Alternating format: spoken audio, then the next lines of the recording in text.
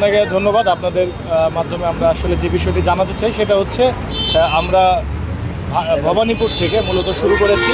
এর মধ্যে গাজীপুর সদর উপজেলাধীন যে এলাকাগুলো পড়বে হাইওয়ের পাশে আমাদের জেলা প্রশাসক স্যারের নির্দেশনায় এখানে আমরা এসেছি। আমাদের এখানে এসপি মহোদয় তার প্রতিনিধি পাঠিয়েছেন। আমরা আসলে মানুষের হাইওয়েতে কোনো ধরনের বাজার বা কোনো ধরনের বাজারের কার্যক্রম চলতে পারে না। এর পাশে আমাদের রোডস অ্যান্ড হাইওয়েজের যে জায়গা রয়েছে তাদের মালিকানাধীন জায়গাতে কিছু অবৈধ স্থাপনা রয়েছে।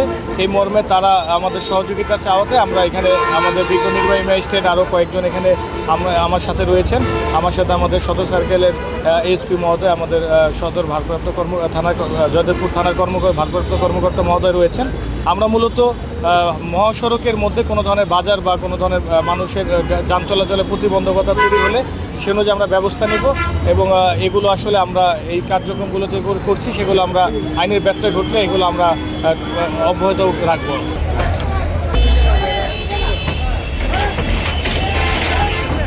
জয়দেবপুর থানার আমার যতটুকু জানা যে আমরা টহল টিম সবসময় থাকি। আমাদের এখানে সবসময় দিনে রাতে আমরা টহল টিম আছি। আমরা এইগুলো প্রতিবন্ধকতা না হয় সেই অর্থে আমরা যথেষ্ট কাজ করি।